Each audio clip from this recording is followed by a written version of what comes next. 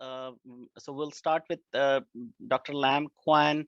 And Dr. Lam Quan is a undergraduate from Duke University and from Medical College of Virginia. He did the med school, followed by internship at Tulane University and chief resident at PMR and residency at New York Medical College. He has done multiple real estate experience, and he'll share with us his personal journey. So I'm handing over to Dr. Lam Quan. Thank you, Dr. Agrawal. I want to thank you for inviting me to speak to your group. It is a great pleasure. I also want to thank my dear friend, golfing buddy, and also fellow mastermind member, Prashant Kumar, for actually extending the invitation for me to speak tonight. He had asked me to share my experiences in terms of my journey from medicine to real estate. I've been a practicing physician for the past 14 years. As Dr. Agrawal mentioned, I'm a physiatrist. I completed my residency in 2007. I started off working in a hospital setting about 1 year after completing residency. And then I had gotten the entrepreneur itch. That's when I started my own company. Thereafter, I helped to start and also grow multiple rehabilitation offices. In 2013, I had a life-changing event. My first daughter was born. My first and only daughter was born. And that essentially, she was my why for why I had wanted to do what I do now. Essentially, I wanted to spend more time with my family. And to that end, I wanted to attain financial freedom. In 2017, I was bit by the real estate bug. Actually, before then, I was really interested in real estate. But because my goal was to spend more time with the family, I had reduced my hours in medicine. I had actually gone part-time. I was working about 20 to 25 hours per week in medicine. And I wanted to explore other side gigs, other hobbies, and also allotted more time to spend with my family. So in 2017, I started going to different workshops, meetups. I went to my local RIAs, which is the Real Estate Investors Association. I started off focusing in single family fix and flips. Shortly thereafter, I soon realized that real estate fix and flip, being in that asset class was really more of a full-time job, which really didn't make sense for me at that point because I did not want to trade a professional full-time job for another full-time job. So that's when I kind of refocused my attention to multifamily. Multifamily being 5 units and above in the commercial space. There are advantages to real estate in general, but there are also more advantages to multifamily versus single family real estate. The first and obvious advantage is the economy of scale. Second advantage would be multifamily affords you more tax advantages, meaning you're able to perform a cost segregation study and take advantage of the tax advantages with multifamily versus single family. Also, you're able to implement a value add strategy to amp up the value of a multifamily property because it hinges on the fact that multifamily is based more on the power of the cap rate versus single family, which is the value on a single family home is based more on the comps. And also multifamily with syndications, it allows you more opportunities to invest on both sides of the fence, meaning the active side versus the passive side. When I first went into real estate, I had wanted to dabble in on the active investment side, meaning become part of the GP team. I actually wanted to go out and procure my own deals, speak to different brokers, and just sponsor a syndication. I found that it was very time consuming. So then I kind of reverted back to, I wanted to look more towards the passive investment side of syndications. And that's what multifamily can offer to you. And that's another advantage of multifamily over single family. And one of the major advantages of multifamily over single family is that it allows you to leverage off of other people's money and also knowledge. Being in a syndication, you're working with a team of hopefully people who don't have the same skill set as yourself, because you want to leverage off of other people's skill set. So to date, I have invested passively in over 1,000 doors. And I did most of my investment through a self-directed solo 401k, which is a type of qualified retirement plan. There's also a self-directed IRA. I do prefer a self-directed solo K because it has its advantages. For instance, if you were to use your retirement plan to invest into a deal that's leveraged off of a bank loan, then the self-directed IRA is you're accountable for the UBIT or unrelated business income tax versus a self-directed solo K, which is exempt from UBIT. With a self-directed retirement plan, you can also diversify your investments. You're not required, you're not limited to investing only in your traditional stocks, mutual funds, and only investing in the market. With a self-directed solo K, you can invest in other options such as real estate, tax liens. You can do private lending. You can invest in precious metals. You can actually invest in cryptocurrency as well too, foreign currencies, and ETFs, and also the traditional mutual funds and stocks as well too. But as you can see, there's more options for you to invest if you invest via a self-directed solo K. With my investments, I've invested in multifamily. I've also invested in self-storage.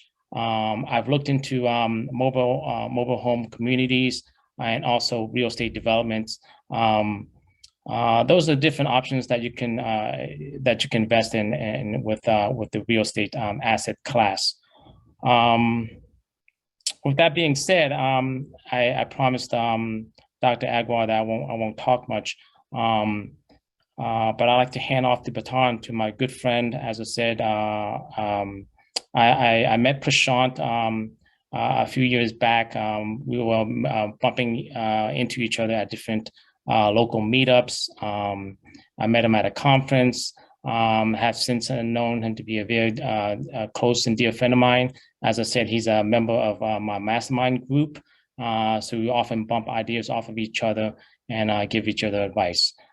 So without further ado, I'd like to introduce Prashant, who would introduce himself. Yeah, thanks, Dr. Lam. Let me see if we have any questions for you from the audience, and then we'll have Prashant speak. Is that okay, Prashant? Yep, that's fine. Okay, so Yep. One question while I'm waiting to hear, with your experience, Dr. Quan, Sure. what can you share any experience you may want to, any mistakes or anything you experienced you don't want to do it again? Any lessons you learned from your past experience? I don't have any regrets in my journey in real estate.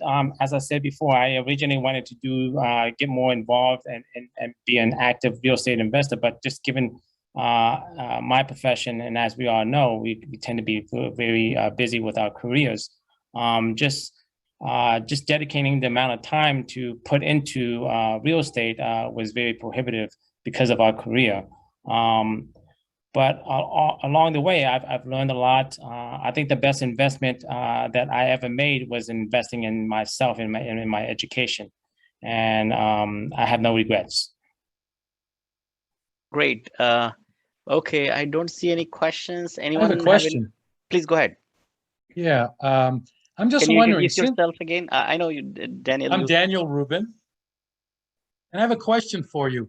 Since you are making some of these investments, some of these real estate investments inside, in essence, a qualified account, I presume it's a pre-tax account.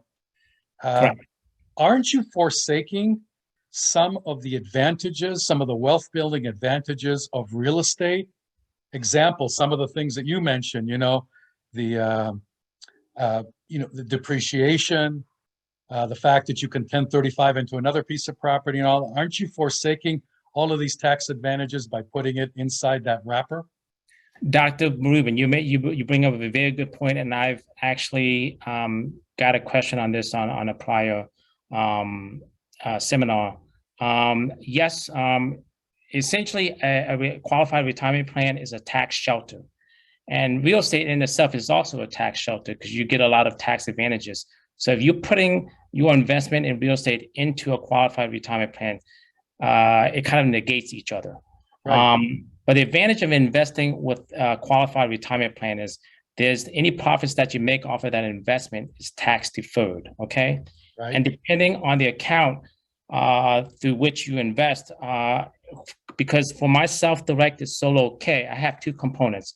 I have a traditional component, which is pre-tax, and I have a Roth component, which is post-tax, depending on which account you want or decide to invest from. There are tax advantages with taking deductions at the front end or at the back end when the deal closes.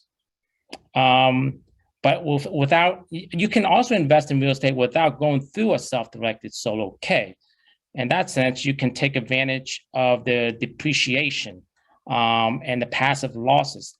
But being a physician, as most of us are, we are mainly W-2 earners. Okay, that's considered active income.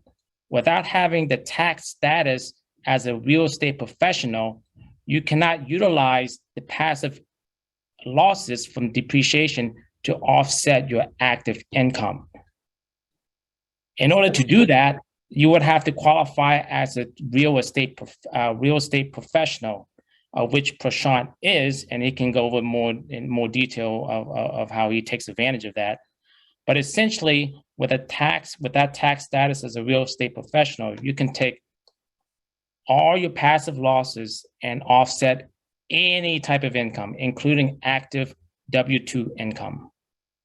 Can't you carry that passive loss because hopefully, eventually, you want to make some passive income that's positive?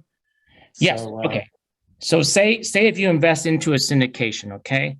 At the end of the year, you're going to get a K1 that shows that you have some passive losses from your investment. Well, hopefully that syndication would have done a cost segregation study in order to accelerate the depreciation towards the front end of the whole period. Okay, if you don't have the active income for which that passive loss can offset, that passive loss rolls over. It rolls over year over year until that deal closes. Okay, it essentially becomes it freezes. Once that deal closes, those passive losses unfreezes, and those passive losses offsets the capital gains that the deal to offset the capital gains. And then anything remaining, you can use those passive losses to offset any type of income, including active income. Thank you. I have a question from Lucy. Lucy, you want to speak up, unmute yourself and ask your question? Yeah, my question was just about how much have you invested in multifamily home real estate? Yes, I have invested over 1,000 doors. Can you, how much capital? Oh yes, I had invested in about 4 syndications. As I said, also invested into self-storage. That's a trust, and that's multiple self-storage units throughout the country.